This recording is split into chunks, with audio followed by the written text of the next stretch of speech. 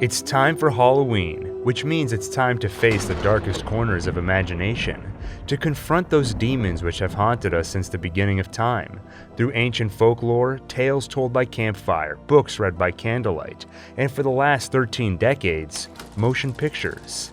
Film is the perfect medium for horror. Just imagine what it was like to exist in a world without it and to see it for the first time. Here's how writer Maxim Gorky described it in July 1896. After one of the earliest screenings in history. Last night, I was in the kingdom of shadows.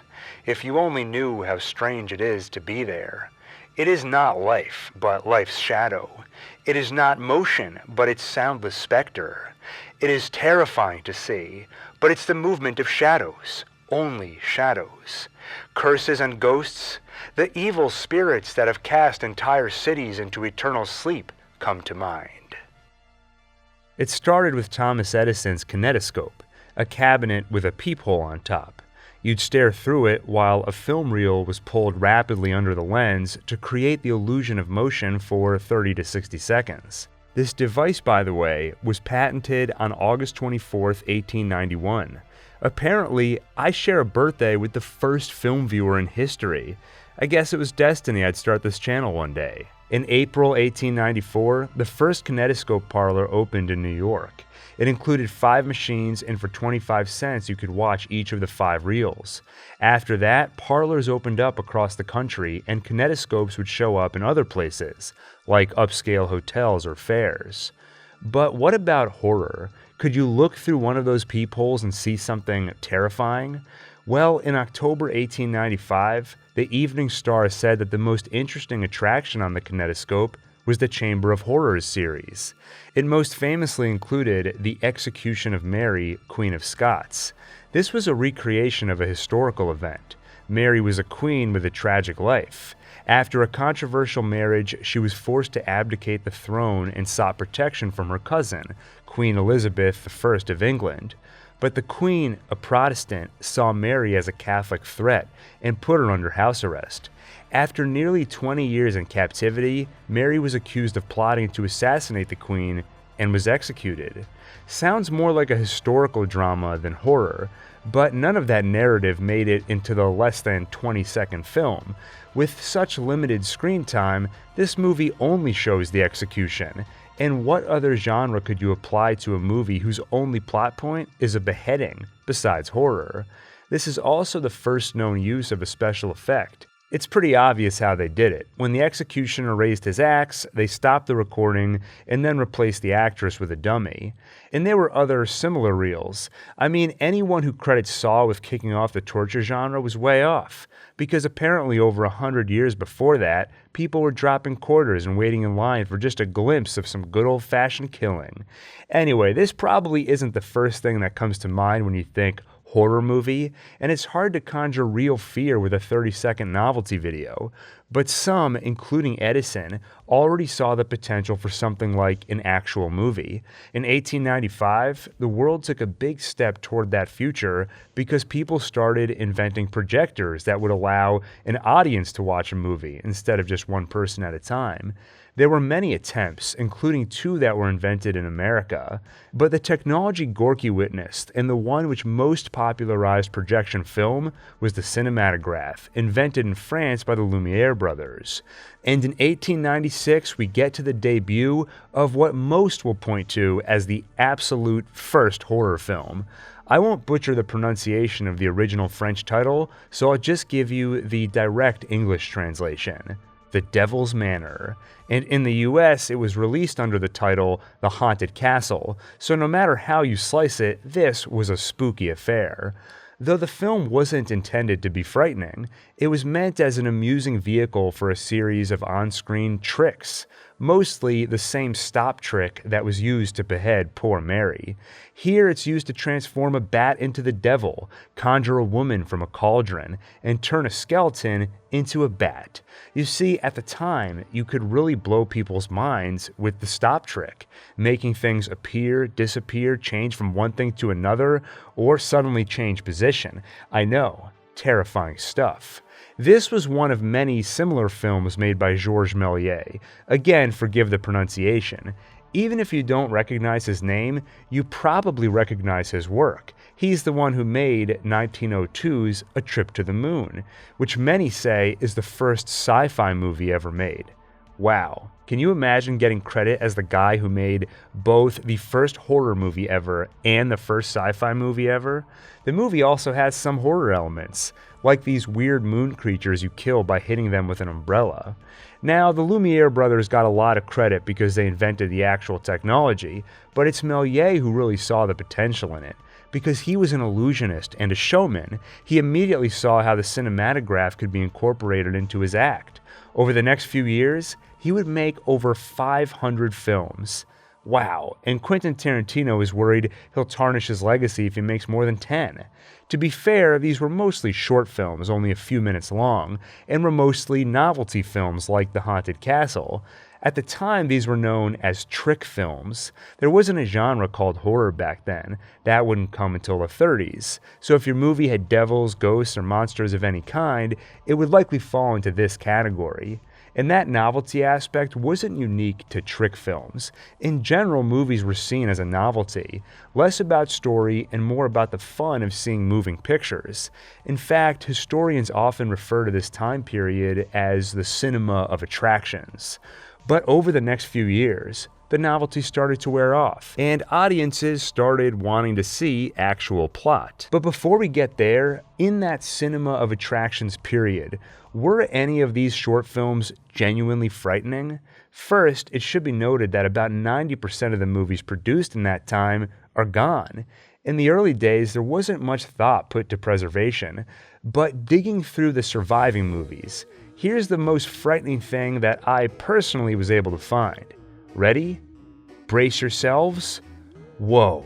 What the hell is that thing? It looks like something out of The Thing, the terrifying John Carpenter movie from 1982, based on the John Campbell Jr. novella Who Goes There, which was previously adapted as The Thing from Another World in 1951, helping to kick off the atomic age sci-fi horror craze. But back to this thing. This is another classic from Méliès, The Mysterious Retort, released in 1906, a film which an ad in the New York Clipper described as terrifying in its grotesqueness. And by the way, credit to Gary D. Rhodes for finding that quote.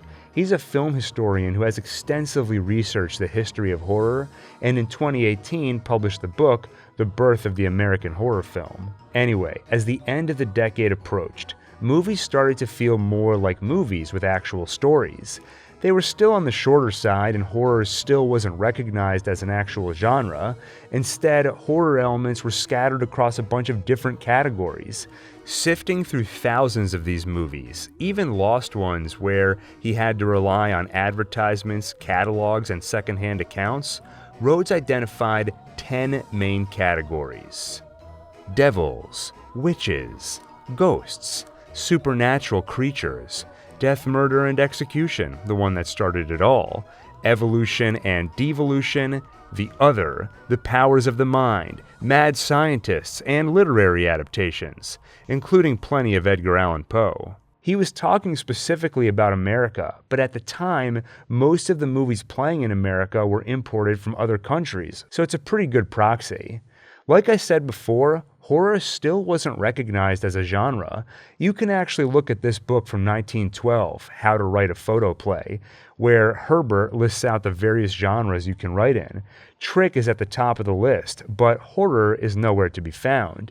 In fact, he has a whole chapter called Photoplays That Won't Be Accepted, warning against writing anything with dark subject matter. He warns that they formed a national board of censors in New York to watch for and condemn anything of an objectionable nature. These societal pressures against objectionable content might explain why the horror genre didn't take off yet. Like we saw with The Execution of Mary, people were using the word horror here and there, along with plenty of other adjectives like weird, spooky, or mysterious. But often, studios tried to distance themselves from horror, afraid of alienating their potential audience. Just look at 1910's Frankenstein, a 16-minute film produced by Thomas Edison. In the Edison Kinetogram, they described some of the changes they made to the story. In making the film, the Edison Company has carefully tried to eliminate all the actually repulsive situations, and to concentrate its endeavors upon the mystic and psychological problems that are to be found in this weird tale. Wherever, therefore, the film differs from the original story, it is purely with the idea of eliminating what would be repulsive to a moving picture audience. The best part of this movie, by the way, is the actual creation of the creature. They pulled off the effect by melting a wax figure, then playing it in reverse. Frankenstein was one of many movies made around this time that would get made again later on into versions that would officially get recognized as horror. There was a version of Phantom of the Opera in 1916. By 1913, there were already at least 7 versions of Dr. Jekyll and Mr. Hyde. 3 more came out in 1920. The Picture of Dorian Gray was another popular choice, with silent versions created in 1913, 15, 16, and 17.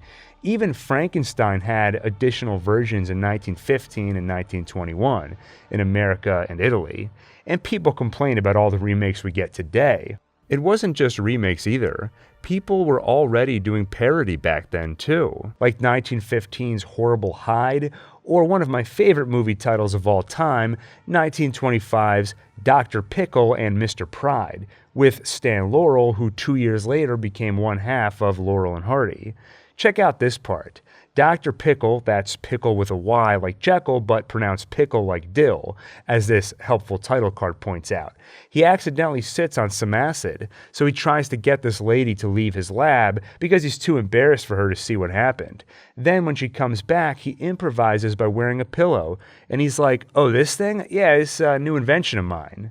Once narrative filmmaking took hold, movies also started to get longer. People experimented with multi-reel films that could sometimes be an hour or longer. Some were skeptical, but in the 1910s, it became clear people were willing to sit for them.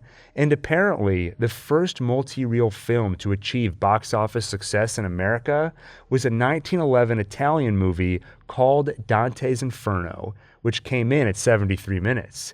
You all know Dante's Inferno, right? The first part of the Divine Comedy, following Dante on a trip through hell, guided by the poet Virgil. This wasn't called horror back then, and even today when people talk about the history of horror, I don't usually see it mentioned.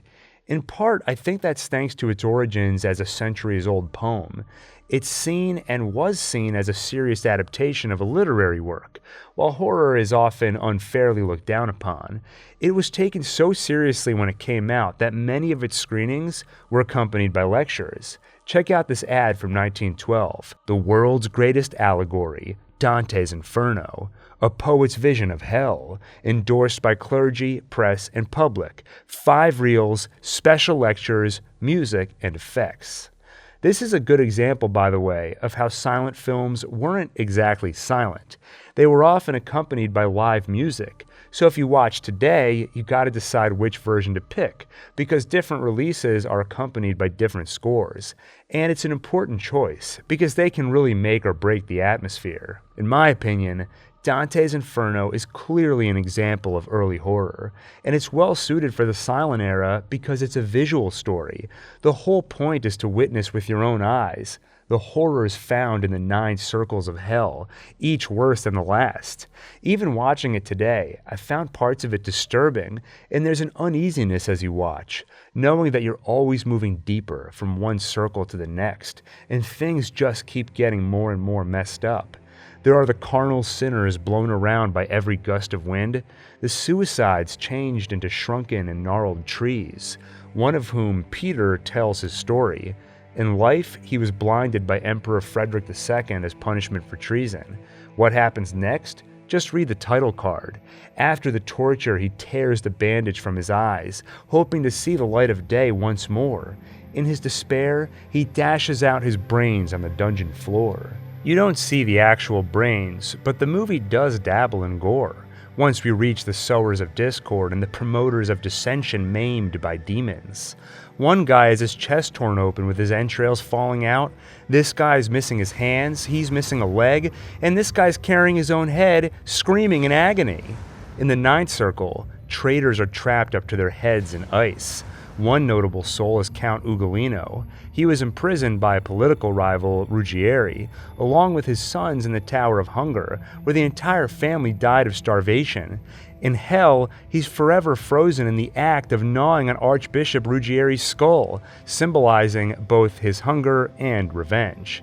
There's also a ton of nudity, because in hell, pretty much everyone is naked. Most film historians identify 1915 as the end of the early cinema period. That's the year D.W. Griffith's Birth of a Nation came out, a movie that was controversial even before it came out. Nonetheless, it was the first blockbuster Hollywood hit and the longest, most profitable film of its time, at 2 to 3 hours long, depending on the projector speed. But before that, in 1914, Griffith directed a horror feature, The Avenging Conscience, inspired by 2 Edgar Allan Poe works, The Telltale Heart and Annabel Lee.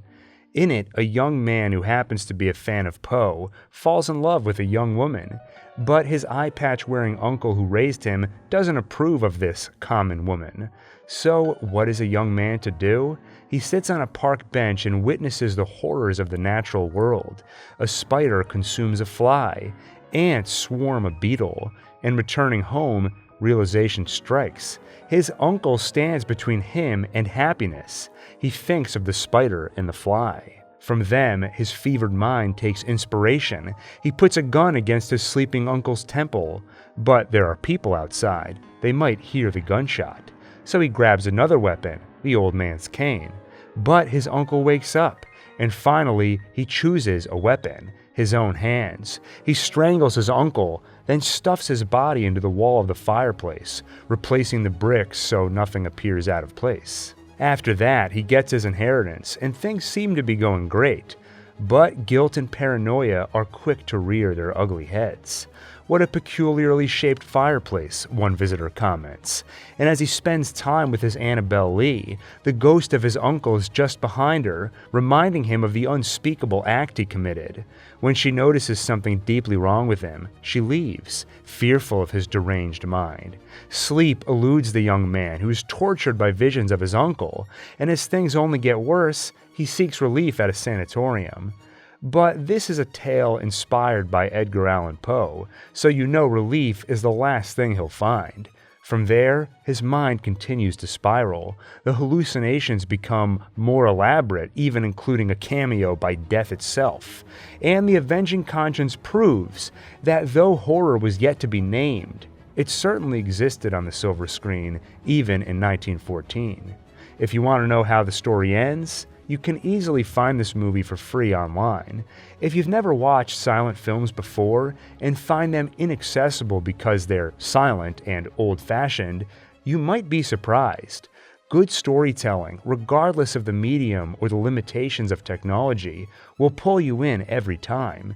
You might be surprised at how, even without sound effects or audible conversation, a film can make you feel real anxiety. This is undoubtedly a horror movie, and it's just one of many examples. In fact, before this movie, there had already been plenty of Poe adaptations, including 1913's 30-minute epic, The Pit and the Pendulum. That same year saw the release of an 85-minute German film, The Student of Prague, based in part on Poe's William Wilson. It also featured Paul Wegener's debut as an actor, who went on to become an important figure in horror. We'll talk about him more shortly. Movie serials were also becoming popular in the 1910s. These were stories broken into chapters, usually about 20 minutes long, which played before features. They often ended on cliffhangers to lure audiences back into theaters next week to see how the story continues. Many of these serials focused on the strange and mysterious, like 1915's The Vampires and 1916's The Crimson Stain Mystery. The Vampires, by the way, wasn't about supernatural creatures. It was about a gang who called themselves the Vampires. And that's an important note. Horror movies at the time, especially in America, often shied away from genuine supernatural occurrences. If they hinted at ghosts or ghouls, there was usually a Scooby-Doo style ending explaining how it was all fake. But elsewhere, there was an artistic movement taking place which would enable filmmakers to tap into dark corners of human consciousness in a way that's impossible with strict realism. Expressionism. This was mainly a German movement where the artist focuses more on raw emotion and subjectivity than literal reality. In the midst and aftermath of World War I, those raw emotions were understandably dark, so by the time the movement spread from painting, literature, and theater to the cinemas, it quickly lent itself to horror. It's debated which movies actually meet the definition of Expressionism, but putting that particular label aside, it's clear that Germany was a breeding ground for filmmakers who became pioneers in horror. Paul Wegener, who starred in The Student of Prague, was one of those pioneers, starting with 1915's The Golem. This movie was based on Jewish folklore about a rabbi who creates a being out of clay. Wegener co-directed, co-wrote, and starred in the movie. It's unfortunately lost except for a few clips, though for decades there have been rumors of a complete print somewhere out there. From what we know though, it has a plot which nicely fits in the horror genre. An antiques dealer stumbles upon an ancient golem and resurrects him as a servant, but the golem falls in love with the dealer's daughter. When that love goes unrequited, he goes on a murder rampage. The movie was such a hit that Wegener quickly followed up with 1917's The Golem and the Dancing Girl. And just like Sam Raimi turning Evil Dead into a comedy with its sequel, Wegener's follow-up was a spoof of his own movie. In it, he plays a horror actor who decides to wear the golem costume to a party, hoping to make an impression on a dancer he's courting. So this also has meta-humor vibes, like Scream 80 years later. Little else is known of the plot since this movie, too, is lost. Thankfully, he took one more stab at the Golem legend with a prequel, 1920's The Golem, How He Came Into the World. This is the only one of the trilogy which survives to this day. This version goes back to medieval Prague, where we actually see the rabbi make the golem to protect his people. But eventually, Astaroth, the great Duke of Hell, possesses the creature, and, you guessed it, he goes on a murder rampage. There are clear similarities between this movie and Frankenstein, like this is the magical counter to Frankenstein's mad science. Part of what makes this movie special are the set designs. They weren't made to look historically accurate, but were instead meant to capture the same sense of mystery and supernatural present in the story itself. Wegener himself said he wasn't trying to make expressionist art, but the surreal set designs, based on that subjective experience, helped earn that label from critics. A few months before Golem, 1920 saw the release of another important entry in the horror genre. In fact, this next movie is one Roger Ebert said might be the first true horror movie. We're of course talking about The Cabinet of Dr. Caligari. This movie concerns an insane doctor who shows off a peculiar exhibit at a carnival, a hypnotized somnambulist named Caesar, played by Conrad Veidt. Caesar has been asleep for 25 years and is kept in a coffin all that time, except when he's woken up by the doctor as part of his show, where he displays a unique ability to tell the future. One character asks how long he'll live, and the somnambulist replies, "Till the break of dawn." That moment, when he comes out of the coffin and tells this disturbing future, is genuinely creepy even today. But what earned this movie its place in expressionist history and really made it special is, like Golem, the set designs. Though in this case they're even more exaggerated, distorted and twisted into strange, sharp angles. Ebert explained that earlier movies dealt with ghost stories and eerie subject matter, but those characters inhabited a recognizable world. Caligari, on the other hand, created a mindscape, a subjective psychological fantasy. In this world, Ebert said, unspeakable horror becomes possible. 1922 saw the release of Nosferatu, written by Golem co-writer Henrik Galeen. Of all the movies I'm talking about, this is probably the one most people know about. It was the unauthorized adaptation of Bram Stoker's Dracula, where they tried to skirt copyright by renaming all the characters, like Dracula was renamed Orlok. The movie was nearly destroyed by order of the court, But thankfully, a few copies survived, so we can still watch it today and appreciate Max Schreck's Orlok, one of the most terrifying depictions of a vampire to ever grace the screen. Just look at him. Ugh. At this point, it might seem like I'm just listing horror movies, and when you're accounting the history of an entire genre, it's hard not to just devolve into a list of greatest hits. But there is a method to this madness. To make sense of it, let's take a peek about a decade into the future to see where this is all heading.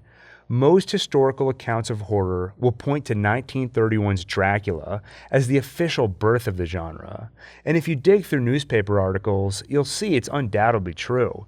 Before 1931, horror is sometimes used as a broad adjective.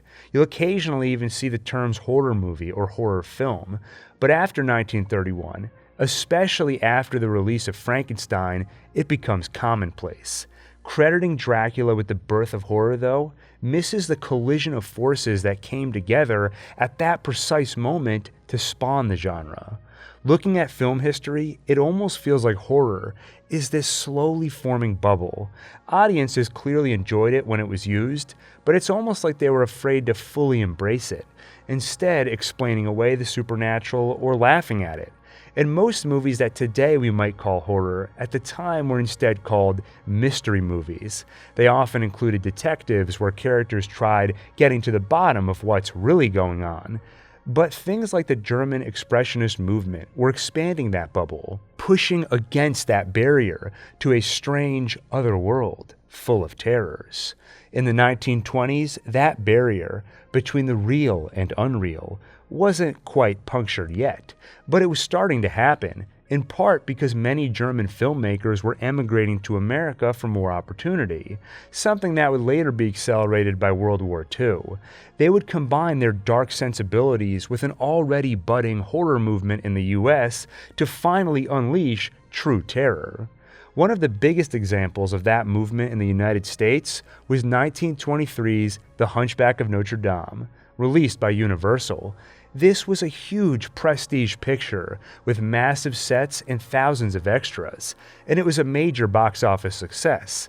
You see, although there were those societal pressures subduing on-screen horror, one way to tamp down those criticisms was by adapting literary works. In this case, the novel by Victor Hugo. That gave the movie an air of legitimacy, though many still balked at the horrors it portrayed.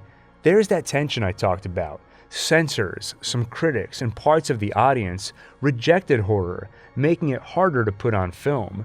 But whenever some of that horror managed to slip through anyway, people turned out for it.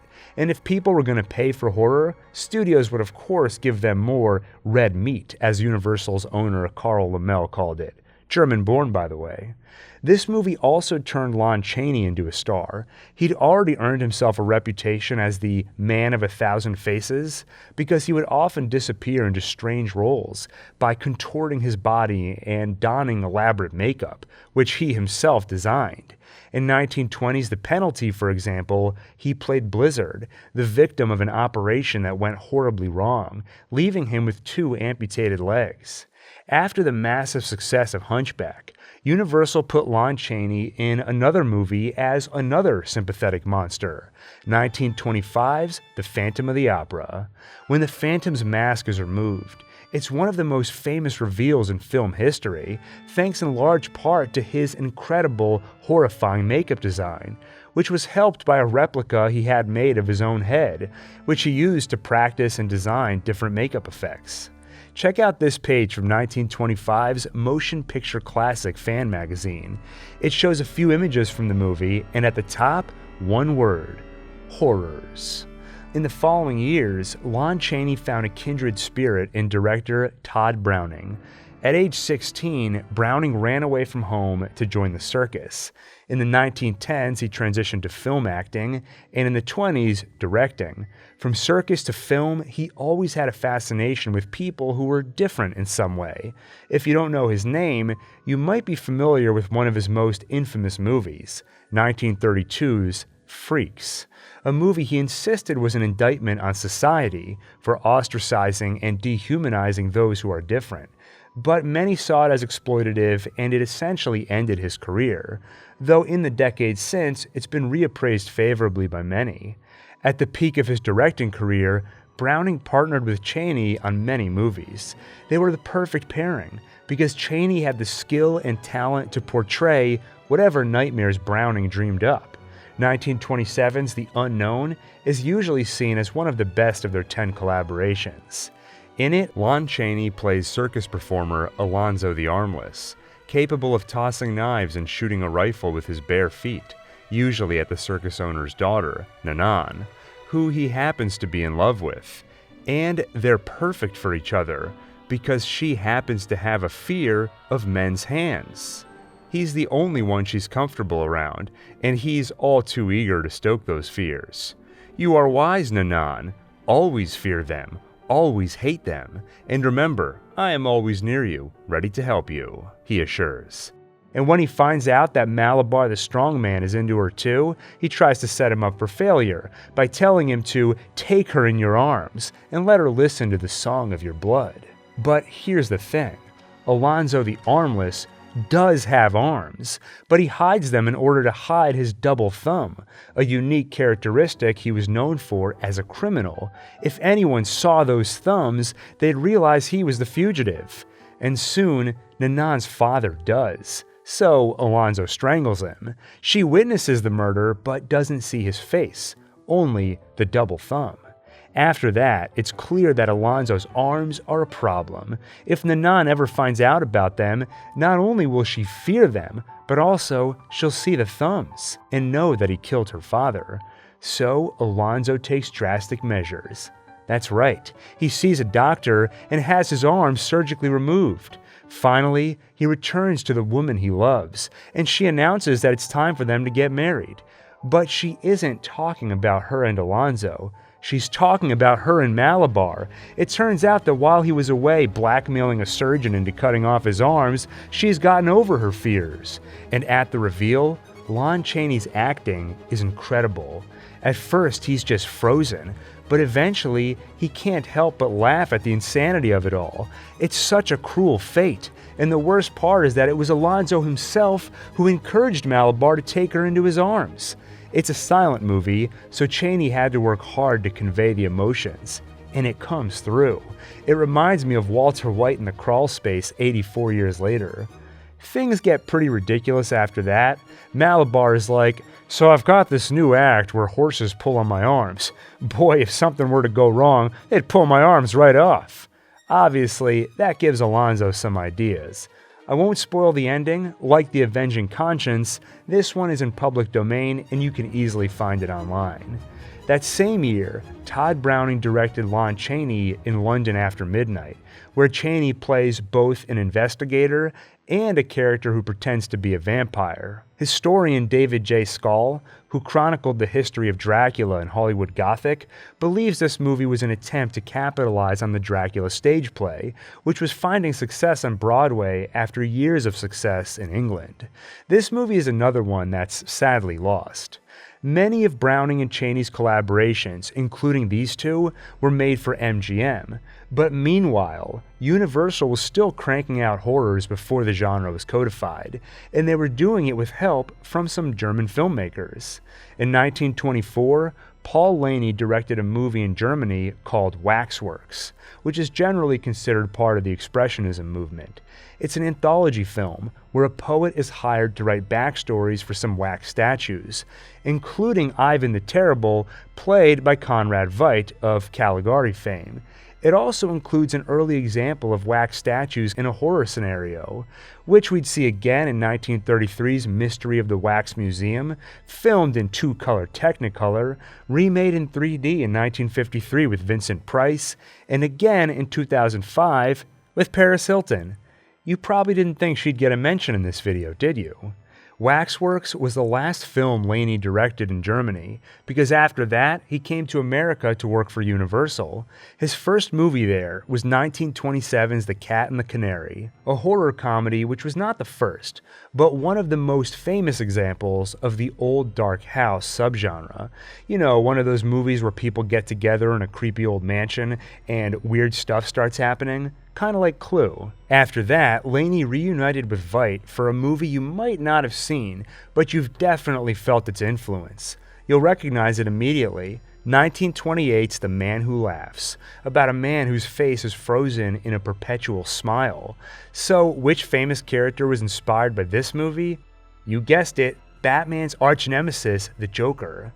The movie plays as a romantic drama, but the character's grotesque grin and the movie's dark mood often gets it classified as horror. Like Hunchback, this movie is based on the work of Victor Hugo, and originally was meant to star Lon Chaney.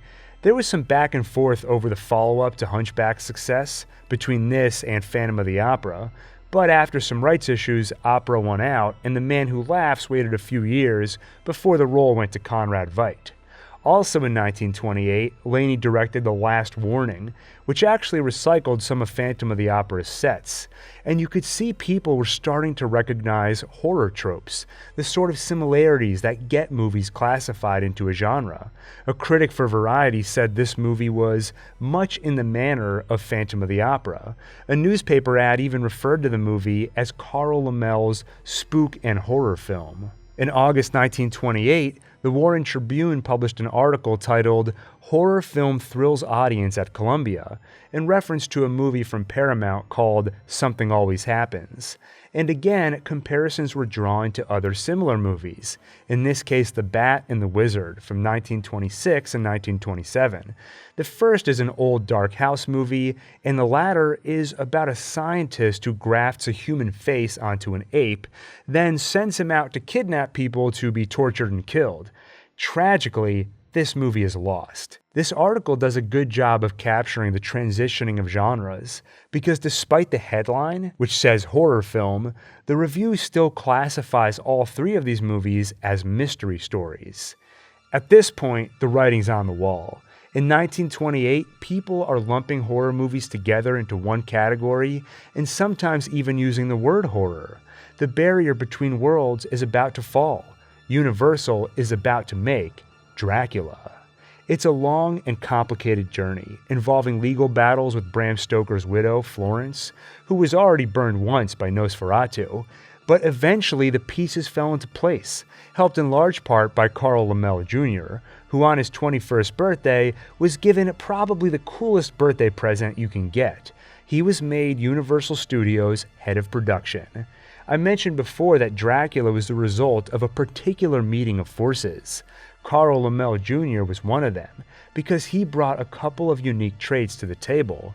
One, where most studios focused on cranking out movie after movie at a rapid pace, he believed in focusing a lot of resources on individual movies, which meant taking gambles on very expensive releases. Sometimes those gambles paid off, like his second production, 1930's All Quiet on the Western Front, a critical and box office success which won 2 Academy Awards, Outstanding Production and Best Director.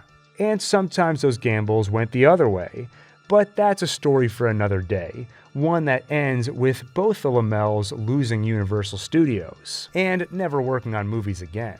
The other thing he brought to the table which differentiated him from his father is an appreciation for horror.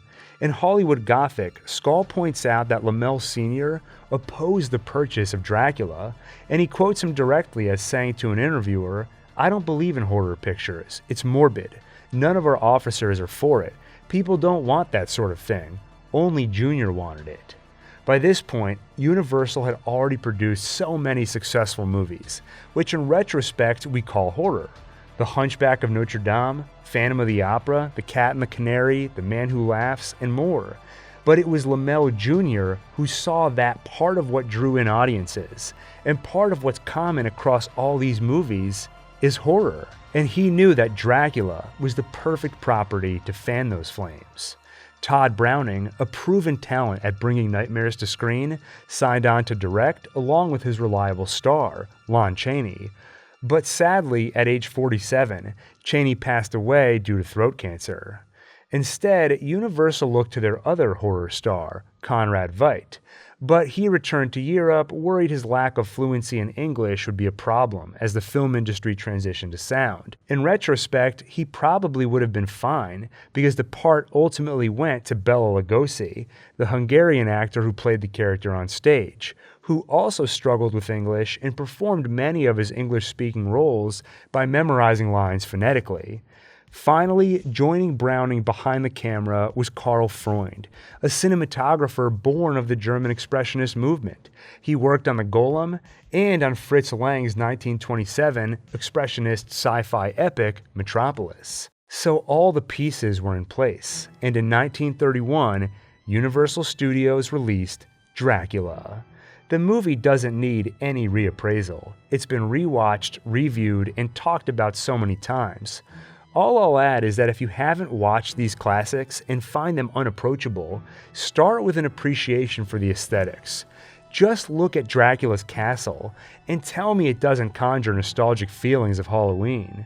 One side effect of these characters' popularity is that even if you haven't seen the original movies, you're probably familiar with them anyway thanks to pop culture osmosis, so it's hard to feel the same sense of fear the audience might have felt 90 years ago.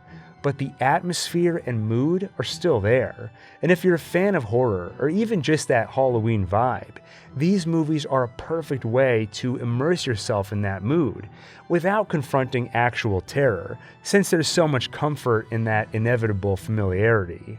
As you watch, you might find an appreciation for some other aspects too. Over the years, people have grown accustomed to more naturalistic filmmaking, where we want characters to talk just like us. In these early days, though, characters could talk in a really theatrical way. It can be jarring at first, but then I sometimes find myself wishing we could have more of it today. Like this line. Listen to them. Children of the night. What music they make. Such a classic. So if you haven't seen Dracula or Frankenstein, now is as good a time as any. But back to 1931. In promoting Dracula, Universal seemed almost embarrassed to admit it was a horror movie. According to Gary D. Rhodes' research, they avoided words like horror, terror, blood, or even mystery when describing it, though they did tell exhibitors to keep it weird without being too gruesome. But there was no stopping it. Reviews and theaters didn't hesitate to call it a mystery movie, lumping it in with the other proto-horrors of the era.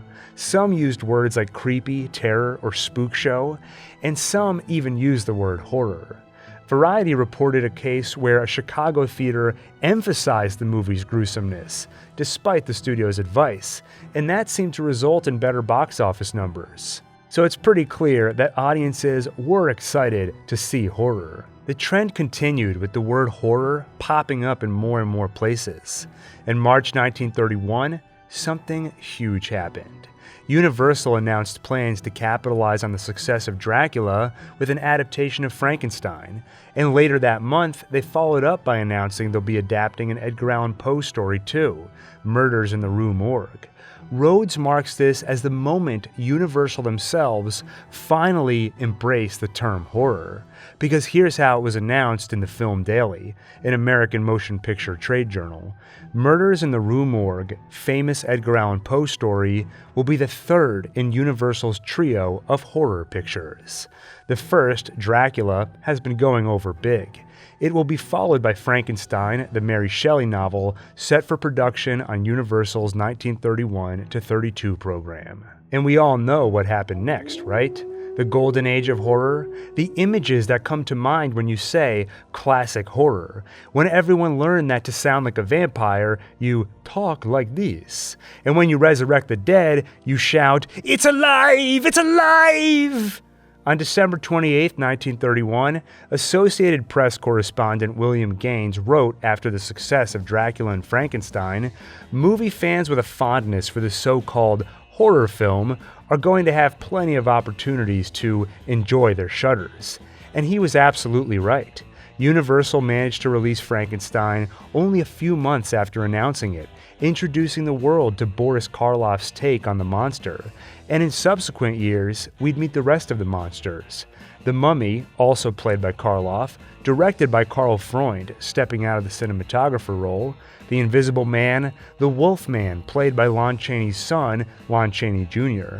In the 50s, The Creature from the Black Lagoon joined the list, and the honorable mentions we already met, The Phantom and The Hunchback. As the genre exploded, other studios got in on the action too. Paramount came out with a new version of Dr. Jekyll and Mr. Hyde, famous for its transformation, which took place in one continuous take. And you know how much I love one takes, using a combination of special makeup, lighting, and filters, plus The Island of Lost Souls, based on H.G. Wells' The Island of Dr. Moreau. Warner Brothers came out with Dr. X, and one we mentioned already, Mystery of the Wax Museum. They even managed to get Karloff for a movie in 1935's The Walking Dead. RKO came out with 1933's King Kong, with effects by Willis O'Brien, who had already experimented with stop-motion effects in 1915's The Dinosaur and the Missing Link for Thomas Edison's company. And of course, horror would grow exponentially over the years into so many subgenres. There were the atomic age sci-fi horrors of the 50s, including B-movies perfect for the growing drive-in market, the psycho killer movies of the 60s, popularized by Hitchcock. Then we get to zombies, nature, slashers, body horror, horror comedy, meta horror, psychological horror, found footage, J-horror, K-horror, elevated horror, social horror, and of course so many more, including movies which defy labels, mix genres, and just push the envelope in their own creative ways. It's always hard to look back at history and pull together a coherent narrative, because of course that's not how it works. In reality, all these filmmakers were individuals making their own creative choices, sometimes inspired by others, sometimes not. Paul Wegener is a great example. We say he made expressionist movies, even though he himself explicitly disagreed with the label. And given that complexity, I've seen different accounts for how horror began. Some say it became the name for the genre thanks to British censors. In 1932, the British Board of Film Censors introduced the H certification for horrific. Did that seal the genre's fate to be named horror? Clearly the term was used before then, but maybe this contributed to its taking hold. The one thing that's clear is that it was a gradual process that didn't just happen overnight with Dracula, but instead several forces came together to make it happen at that precise moment. Carl Lamelle Jr. brought his appreciation for horror and event pictures, along with his newfound authority as the head of production. Todd Browning brought his fascination with odd characters, carrying on the spirit of Lon Chaney Sr. Karl Freund brought the visual sensibilities of Expressionism that had been evolving for years in Germany. Lugosi brought his strange and iconic performance. And Bram Stoker's story itself was the true pinnacle of horror compared to previous American movies, because in the end, there was no reveal. There was no assurance that it was all a hoax, like Todd Browning and Lon Chaney's previous effort where the vampire wasn't real. No, in the end, Count Dracula was exactly as he appeared. If not for that fact, I'm not sure Dracula would have been the one to knock down the barrier and open the floodgates of horror. This is perfectly captured in an epilogue that was included when the film originally released. Edward Van Sloan, who played Van Helsing, walks out to address the audience directly. His monologue was removed later on because in 1934, studios adopted the Motion Picture Production Code as a sort of self-censorship, and they feared this epilogue would offend people's religious sensibilities. The footage has unfortunately been lost, but we know exactly what Van Sloan said, and I can't think of a better quote to end on. It captures the spirit of horror and that extra ingredient in Dracula, the unequivocal presence of the supernatural. The monologue goes, "Just a moment, ladies and gentlemen, a word before you go. We hope the memories of Dracula and Renfield won't give you bad dreams. So just a word of reassurance. When you get home tonight and the lights have been turned out, and you are afraid to look behind the curtains, and you dread to see a face appear at the window, why, just pull yourself together and remember that after all, there are such things as vampires. Happy Halloween, everyone, and see you on the next One Take.